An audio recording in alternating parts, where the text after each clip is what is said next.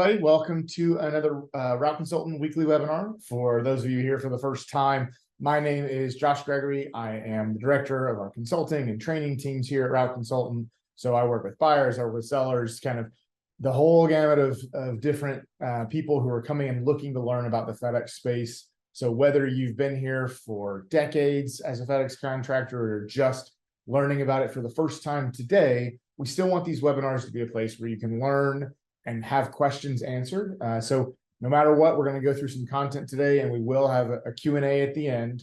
But before I get started, I just have a quick disclaimer to read, as I do every week. So Route Consultant is not endorsed by and is not recommended by Federal Express Corporation, FedEx Ground, or Amazon. Route Consultant is not sponsored by, is not approved by, is not associated with, and has no connection whatsoever with Federal Express Corporation, FedEx Ground, or Amazon. So now that we've gotten the boring stuff out of the way, like I was just saying, we will have some content that we're about to go into in just a second, and then we will have a completely live Q&A at the end. So whether you have questions about what we talk about today or anything about the FedEx space, we will be here to answer any questions you have. But just make sure that when you're typing in your questions that you put it in the Q&A at the bottom. If you put it in the chat, I'm going to miss it completely. So just make sure that you put all your questions at the little Q&A button at the bottom of the page. So we are, this time of year, headed into the busiest part of the year, and recruiting is top of mind for everyone. So what we wanted to do today is just take some time to talk through not just the pure recruiting side, but also how you keep those drivers after you have them, keeping them for the long run, keep your workforce stable, and really how to reduce turnover in your staff. So what I've done is I've brought Jesse Smith on, director here at Route Consultant, to talk through all of that. So Jesse, I'll let you go ahead and jump on and jump into it. And why don't you tell us, is that a cowboy hat I see in your background? It's the cowboy hat. I'm coming to you live from Plano, Texas. We've got a road show here today.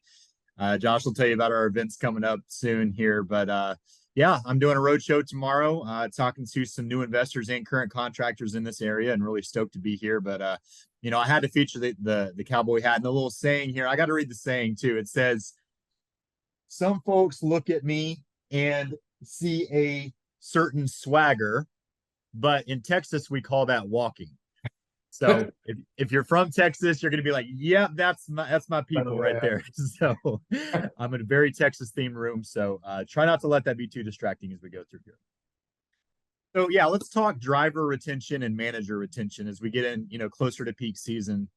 This is obviously top of mind, like you said, Josh. There's a few things that contractors who can keep drivers, whose companies are what I like to call sticky towards drivers. There's a few things they do really well, and they do better than all the contractors around them. For the drivers, I'm talking, who are there for 3, 5, 10, sometimes even longer years, and which is a long time for a lot of FedEx contractors. So, or FedEx drivers.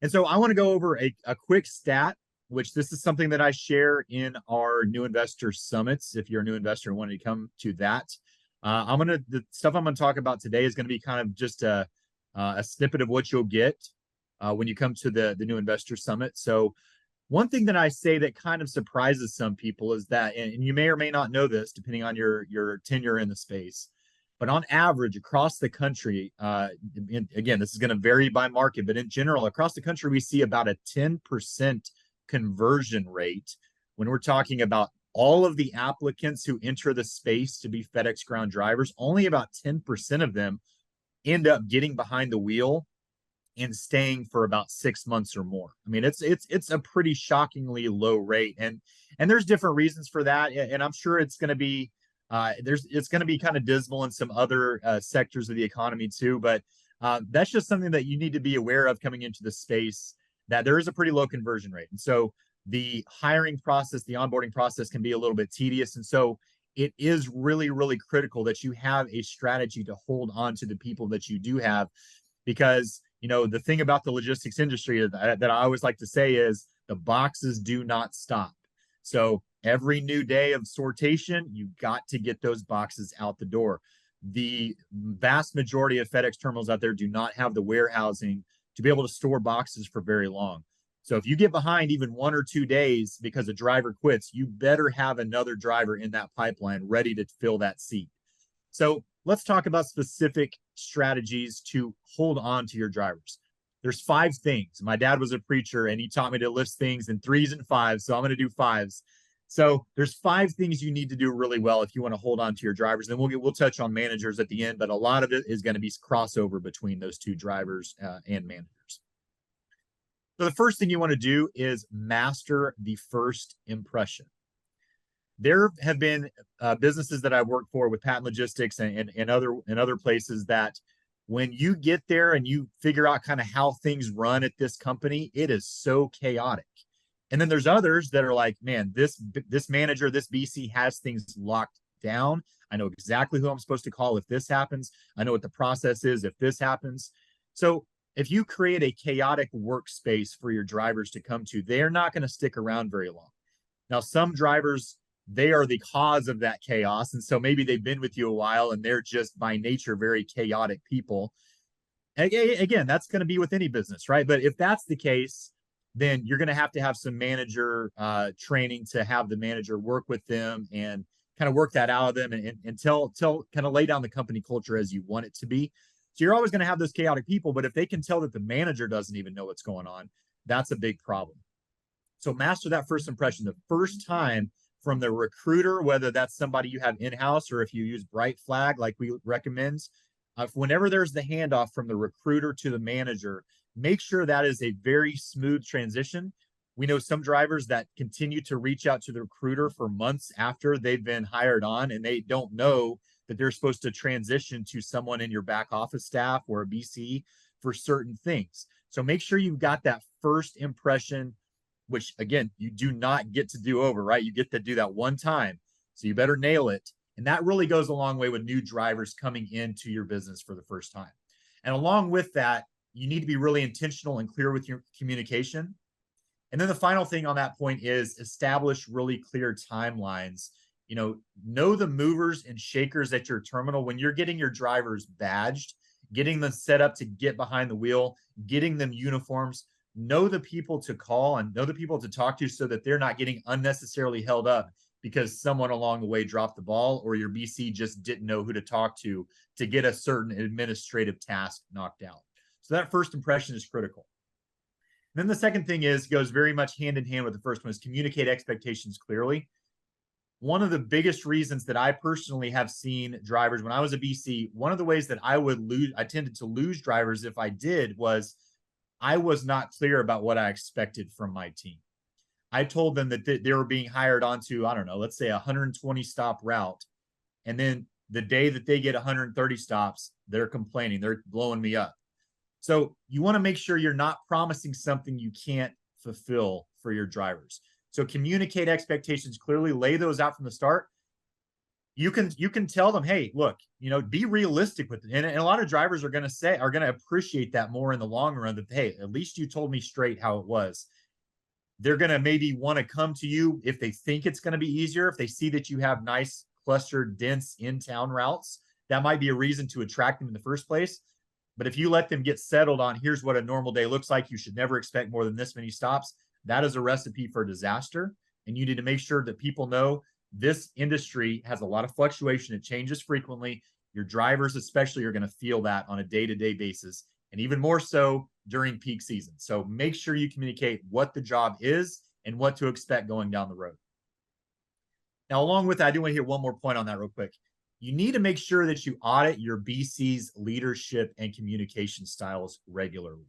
As an owner of one of these businesses, especially if you're going to be hands-off, your BC has a certain way of communicating with drivers.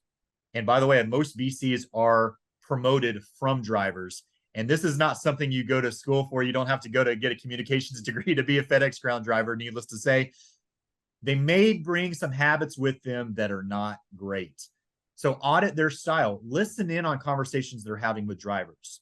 Have them send you screenshots of text message conversations they have with drivers. Just get little things that, like, hey, have this conversation go with such and such when you said you were going to add stops to their route. If you can see that your BC is either on one hand too soft or they're coming down way too hard on your drivers, then you need to have a conversation and maybe send them to some leadership training, some communication training It doesn't have to be a lot, just something to let them know, hey, this is an opportunity for you to work on and get better and grow yourself as a leader.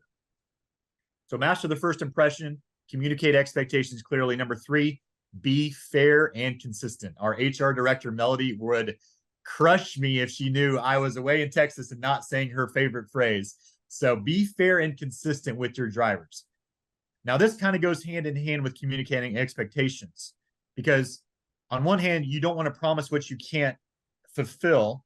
But on the other hand, if you're telling a driver one thing, that they're going to have a certain number of stops, and then they get that same number of stops most days because maybe they have a business route where the stop fluctuation doesn't go way up and down like it does on a residential route.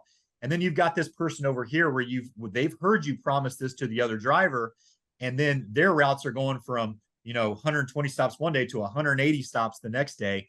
They're going to be like, wait a minute, why is this driver's route so consistent and mine isn't? So that doesn't mean you have to set up the routes as carbon copies of each other every day. But what it does mean is that when you're applying things like company handbook policy, and to the extent that you're able, the workload of each route, you need to think about it in terms of keeping it fair across the board for each driver in the terms that they will understand as fair. You might think of it being fair on paper, but then if they're complaining to you about something about, hey, my 180 stops, I'm done in 5 hours. The guy over here with 90 stops, he's taking 7 to 8 hours. That guy's who's got a lot more windshield time because he's got more miles, fewer stops, but more miles. He's thinking he's getting a bad deal. So you need to make sure you communicate, and drivers are going to talk, so they know what the other one's workloads are. Make sure you're communicating and setting fair expectations, consistent expectations for what each driver is going to encounter when they work for you. Here's another one that kind of goes along with that. Drivers are creatures of habit. Okay, so drivers are creatures of habit. That's number 4. Now, the way that FedEx Ground is going, it's going much more towards the Amazon model, which is dynamic routes. Back in the day, we used to have what was called automatic work area design, which was the predecessor to DRO. FedEx Ground had a manifest, basically a list of all the streets that belonged on the trucks that would get loaded on particular parts of the belt. So this set of streets goes on this truck, this set of streets goes on this truck. Whether the volume is up or if it's way down, doesn't matter. The driver's doing the same static route every day. We're going away from that. Now the name of the game to stay profitable is creating dynamic routes, matching the number of routes exactly to the number of packages and stops that you get on a daily basis. So you don't want static. So what that means is that drivers are potentially doing streets on Tuesday that they're not doing on Wednesday, or they might be on a different truck on Tuesday than they are on Wednesday because you're running a different number of trucks out on the road. So what that means for drivers is they're coming from how that used to be, especially the ones that are there more than 5 years, migrating these drivers that are used to my truck and my streets, getting them used to, you're on the streets that are assigned to your route. Hate to break it to you, but that's the way this is going. And if you're getting into the space from the first time, I want you to hear that loud and clear. You've got to get with the dynamic routing model to be successful and profitable, and get your drivers to expect that as well. I'm a qual cert trainer. In other words, when new drivers come to the space, I onboard them and I give them defensive driver training to help them be approved to drive. I tell that to almost every class that I do. Expect dynamic routes. Don't expect the same truck day after day. That is really important, that you are able to respect their routines and their expectations when possible, but be ready to break them out of it and show them the goal of, this is how it was, here's how it's going to be. Give them some financial incentives when their routes look way different than they're used to, right? Figure out creative strategies to compensate them, but make sure they have that expectation of your routine, your truck, your route is not always going to be your routine, your truck, and your route. And then the 5th thing here, before I get on to managers, is solicit and incorporate feedback from your drivers. I can tell you this, having done this for 17 years as a driver, nothing means more to me. And when I would do this as a BC for my drivers, nothing meant more to them than when I would get on the truck in the jump seat and ride along with them on their route. That not only lets them feel heard because you're literally right there, but you can get ideas and insights from them because they know these streets day in and day out. They know what's out there. They know what these routes look like. They know the time constraints of businesses. They know the crazy hours of this place over here or that place over there. And as we get express integration in the ground network, this is going to be absolutely paramount for you to do. Get a system where the drivers feel heard to solicit feedback from, know that their voices are being heard and giving ideas, and you incorporate those ideas when you're able to into their routes so that they can feel like they're able to complete their routes in a good amount of time, safely, not feeling like they have to rush around. So routing is a good example of that, but incorporate feedback from all areas of your business. If someone feels like something isn't fair in terms of pay or anything like that, you want to know what they are thinking, because I guarantee you the driver pool themselves, not just your drivers, but even the drivers across the belt working for the other contractors, they know the story of how you are running things on your ship. Okay, so make sure you don't want to be the last one to hear that, right? So get that feedback from your drivers on a regular basis. Doesn't have to be a long thing, but maybe you send out an annual survey through SurveyMonkey or something like that. Or maybe twice a year, just say, here's 5 questions. Tell me how you feel about working at this company. And here's some things I want to know. Get that feedback and incorporate it into your planning, into your disciplinary procedures, whatever it is. Make sure you know what the drivers are thinking, and you keep your finger on the pulse of your drivers. Now, notice one thing that I think I mentioned it one time in all of those 5 things. Money. Money is the least, in my opinion, money is the least important factor on this. Now, you've got to be able to pay a fair market price for these drivers. So the wage inflation is a real thing, right? So we are seeing increased wages for drivers as we go, 2023 and beyond. But the drivers that are sticking at companies, and I know several contractors like this, they have drivers that go back 10 plus years and they're not making that much more than they were 10 years ago. They're staying there because of the culture of that team. If you can master that culture, you've unlocked the secret to keeping drivers and retaining drivers. Okay, let's transition now and talk about keeping managers. Now, in general, managers are not somebody you just want to pull off the street through an Indeed ad. Now, it can work. I've seen it work, but it's not generally the best idea. You pretty much, it's almost across the board. You pretty much have to have logistics experience, last mile, or if you're in line haul experience of some sort to pull in to have someone that can effectively manage a team. Oftentimes it's drivers that are promoted from the position of driver into managing, and they are already noticed as being self-starters. They're self-motivated. That is one of the primary things you want to look for when saying, I think this person has what it takes. Now, they need soft skills. They need organizational skills. They need attention to detail. These are all extremely important, but you need to make sure that your best retention strategy for your manager, you should have already thought about that when you hired that manager, right? So that's the first thing, is hire the right person for this job. I've talked to contractors that are new to the space, that get into it, that realize fairly quickly, I've got a manager who does not respect my wishes for the budget and the profitability of this company. And I've got a real problem on my hands because they're sort of the keystone player on this team. And if I can't get them internally motivated and incentivized to execute these budget goals that I have and make it more efficient, then I really have nothing I can do, because they hold the keys to the kingdom. So make this hire right the first time as much as you're able to. Get with us on this. We have a lot, and I mean a lot, of resources at Route Consultants specifically dedicated to BC training, BC hiring. So get with us on that if you're not sure what that looks like. A few things, though, real quick, that I'll hit. Make sure that if you promote a driver to BC, remember this. One of the big selling points that drivers want to take advantage of when they are getting promoted is that they don't have to be on a truck every day. Most of your BCs, unless you're talking about an organization that is usually 6, 7 trucks or less, sometimes 5 trucks or less. And when you get at that small of a scale, sometimes your BC will need to be a full-time or at least part-time driver just to make payroll. But if you're a bigger organization, a lot of these drivers are looking at the BC and they're saying, man, it's really nice that he doesn't have to be on a truck every day. I want that for myself. That's usually one of the biggest, if not the biggest, selling point to get a driver to want to come into that position. So be aware of that. That is something that if your BC is not getting downtime, then they're probably not going to stick around very long, because that's the reason they agreed to not to step up from a driver position into the BC role. So keep that in the back of your mind.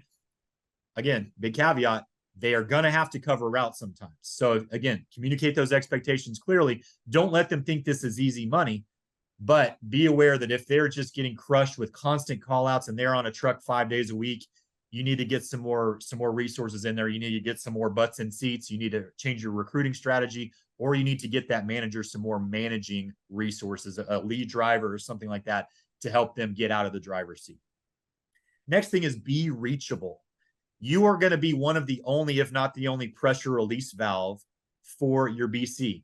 On the daily grind, they got their drivers pressing against them, complaining about, asking for this, asking for that. And then on the other side, they got FedEx demanding service, demanding safety, demanding pickup compliance, demanding all these things. So the BC job, I like to call it sometimes the pressure cooker job. And it takes a special person to be able to thrive in that role. They have to be able to work well under pressure. You need to be aware of that pressure building up and be a good release valve to them. If they call you at 9:30 at night because a driver just quit for a BS reason and they need to let off some steam about it, you need to be able to pick up the phone, okay, and just let them vent about it. Because if you lose them, you're going to be up a creek without a paddle. And then two more things real quick. Make sure you stay on the same page in terms of your budget. And this goes along with what I said at the beginning. If you can get your BC internally motivated, whether that's, internal motivation of, one day I would like to gift you this business. And I've known many AOs that do that. They see potential of like, I don't want to do this forever. I want to maybe give part of this, a carve out of my business, to my BC one day. That would be an internal motivation. But then the external motivation is, maybe if your BC hits your budget goals for the week, you give them an extra $100 on their paycheck, right? So whatever it is, make sure you're on the same page about budget. If they start going down one direction and you're expecting that they're going another way in terms of how many trucks we want to dispatch each day to stay profitable, if you kind of just let them go on their own devices, that can be a recipe for disaster. So keep a regular check-in time for you and your BC on how to stay on track on the budget. And then finally, most importantly, keep drivers in the recruiting pipeline for your BC. Make sure they have enough butts in seats so that, again, they're not having to be a fill-in driver all the time. Those are going to be my keys to retaining drivers and BCs, Josh. If you have anything to add to that, that's all I've got. No, I think that's perfect. I think if there's other questions that come up from everybody on the webinar, we can answer, but I think that was great. So in just a second, I got a couple things I'm going to go over, and then we will have the open Q&A. So while I'm talking, you can go ahead, and any questions you have, you can go ahead and submit it to the Q&A button at the bottom, and we'll get to it in just a second. But before that, we have 6 featured P&D listings this week I wanted to go over quickly. So first is one out of North Carolina. It's 13 P&D routes at 1.8 million.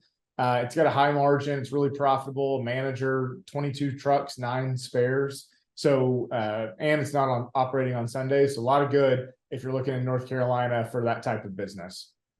Northeast Illinois is the next one. 11 P&D routes at 1.2 million. Again, really dense territory, 2 managers. So if you're looking for extra help on the operations side when you take over the business, there's 2 in place already, 13 trucks, 2 spares. So a lot of help there to make sure that when you get into the transition that you've already got the resources needed. And so that one, again, is out of Illinois. Third one is out of Missouri. It's 9 P&D routes at $560,000.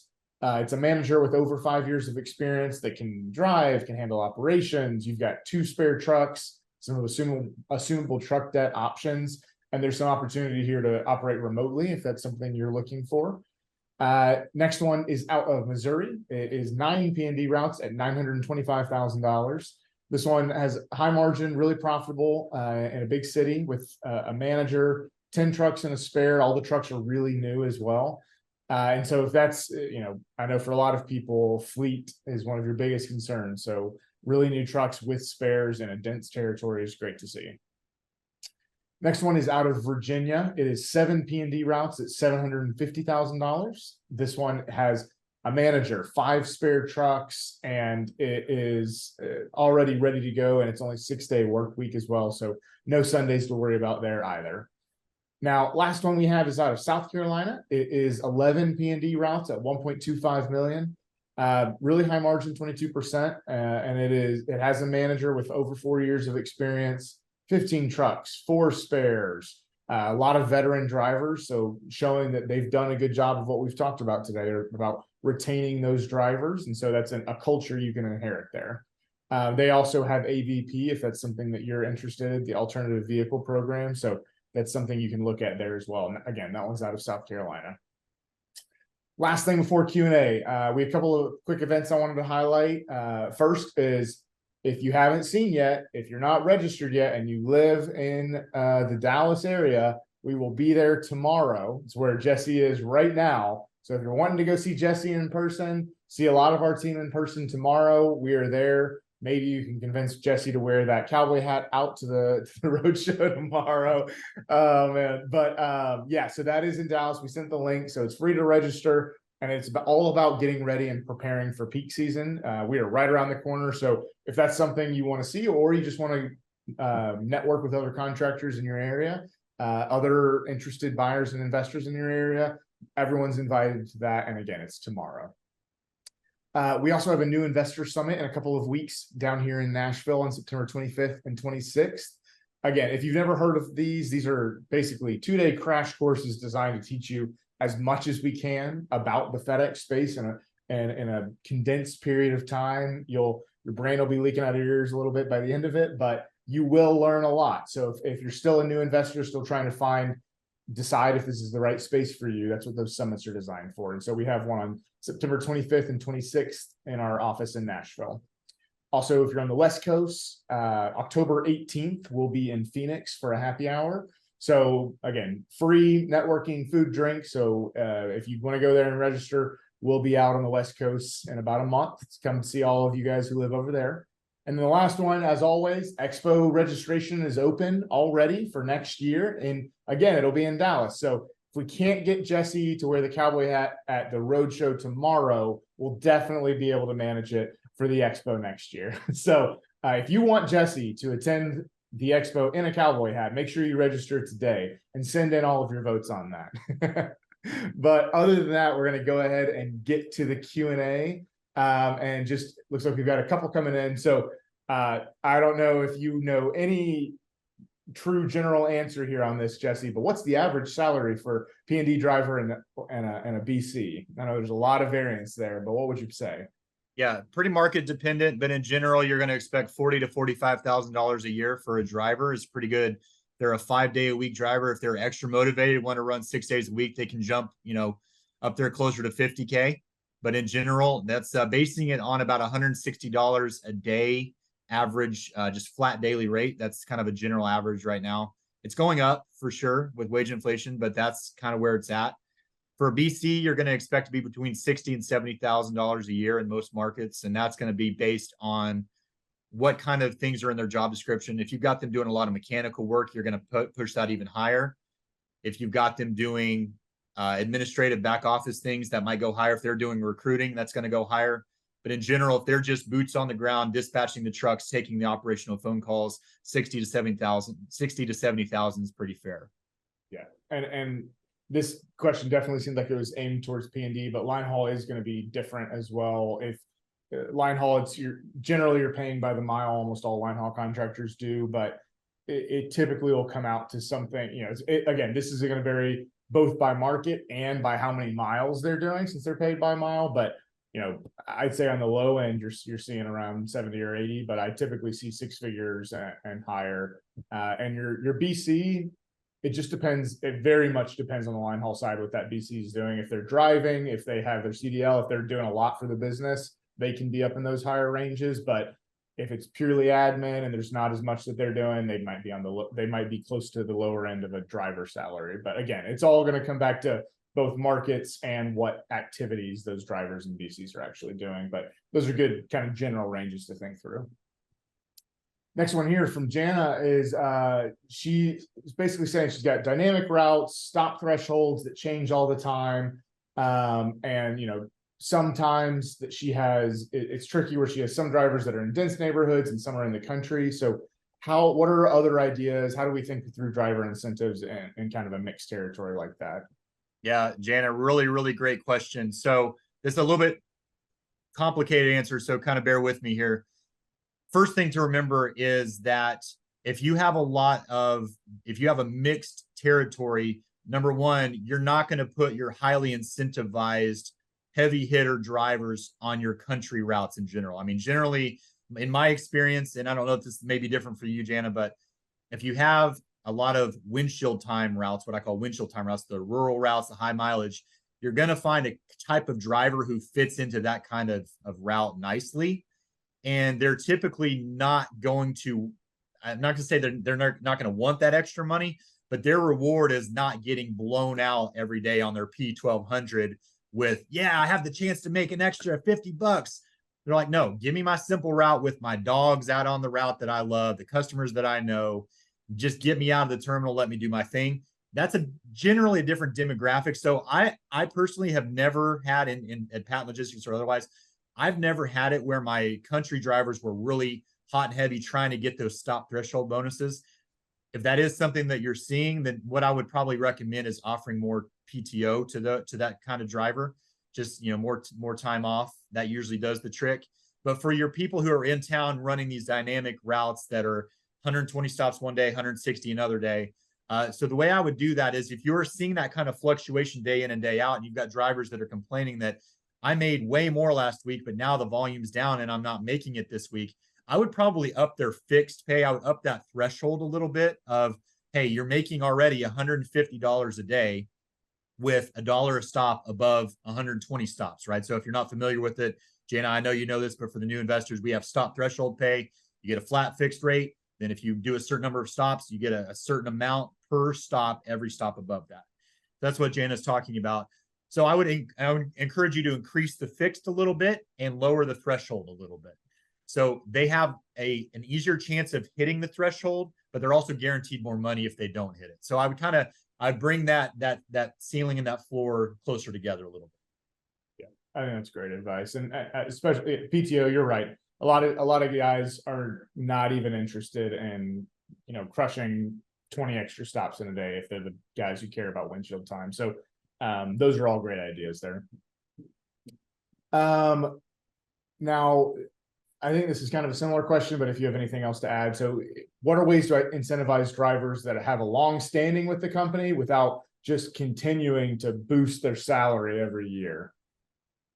Yeah, like I said to Jana, give them extra PTO. That is pretty much the magical currency these days, because most of the drivers that are hitting that upper echelon of pay, it's in most markets, you guys, just kind of a general figure here, it's hard to pay most drivers more than $180 a day and stay profitable. That's kind of, again, it doesn't mean they can't hit more with stop threshold bonuses related to productivity, but in general, 180 is kind of the cap in most places. So the only thing you do is give them more time off throughout the year.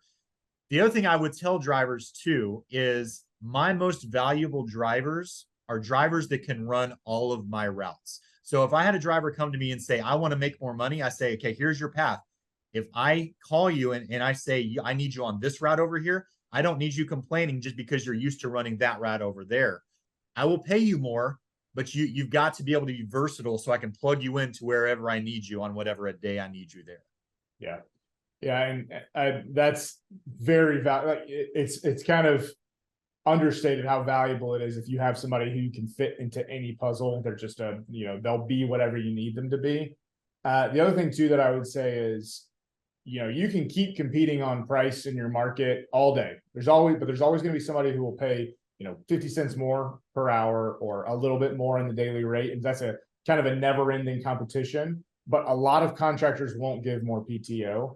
A lot of them just don't even do it. They'll, maybe 1 or 2 weeks max. And so even just a couple of extra days for PTO for some of your best guys can go a long ways, because, if they're at 3 weeks, even 4 weeks, crazy of PTO for some of these guys, they can't get that anywhere else. And so that can go a long ways towards retaining them too.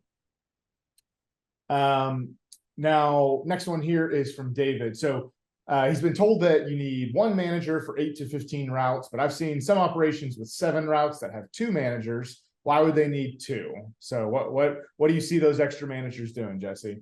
Well, first of all, I would want to see that guy's P&L sheet, because that guy's not making money with two managers at 7 routes. What we may be talking about here is a lead driver and a BC. So one of the managers, quote unquote, is a full-time driver that is paid a little bit extra on the side to do some of the tasks that the BC is not able to do, not suited to do, or whatever it is. In general, that's when we're talking about bringing on extra resource management resources, is when we get 8, 12, 15 and above, we're starting to add extra management resources to that. And typically that's in the form of a lead driver that will come alongside that BC, be a first mate, and do the things that the BC isn't good at or doesn't want to do or doesn't have time to do. Yeah, or even just load your next BC up. Make sure that you have somebody trained, because not every business has moved to 6 days. So when there's still a 7-day operations, if your BC isn't working 7 days a week, having anybody who can just help on the weekends with some extra management type responsibilities is valuable too. And they're learning in case, your main BC does leave. If they have 2 full-time off the truck BCs at 7 routes, like Jesse's saying, there's almost no way they're making any money. But it's much more likely that it's a BC and someone who's getting paid a little bit more to have some management responsibilities. Either they call them an assistant manager, a lead driver, some name like that. And that's probably more likely the situation, especially if there's still a 7-day operation. Now, Philip asks, is FedEx Ground profitable? Example, 5 routes or more. So I will say 5 routes, oftentimes the kind of the 5 to 8 route operations are really profitable. But when you're really small at that kind of 5 to 8 range, you have to be very involved. You typically won't have a BC. And so your margins are higher, but you're also going to have to invest more time into the business yourself as the owner and be really involved. Oftentimes they drive. So smaller operations often look almost, significantly better. But I think a lot of you who are looking as investors in the space aren't looking for something that's a full-time job where you're potentially driving and acting as the manager. So 8 to 15 routes is where we tell a lot of people to kind of think about jumping into the space. P&D, we typically are seeing margins between 10 and 20%. A lot of that variance comes down to, and when I say 10 to 20%, I'm talking EBITDA, net operating income. So that, a lot of that variance, some of it can come down to territory, but a lot of it comes down to operational efficiency, how well you're managing payroll, how well you're managing your vehicles and your fleet. There's a long ways towards how that operating margin looks. And then line haul, it can be anywhere between 15% and 35% or more, but you really don't see those super high margins unless you're in the team, almost exclusively team run operations, really high mileage line haul. But we do see that kind of variance. So yes, I would say they are profitable. Every business is going to look a little bit different in those ranges, and a lot of it's going to come down to operating efficiency. We can help tell you what a business is worth, analyze what they're doing well and what they aren't, to help you think through that profitability as well. Whether you're an investor looking at the space or a current contractor trying to figure out how to make more with what you've got right now. And I think this is just a good idea from Jana, and we've done similar things in the past. She just wanted to say that her drivers get Omaha steaks on their anniversaries and they love it. They've delivered them and they've, Omaha is a client of FedEx. So they've delivered those and then now they get one themselves. It's really exciting.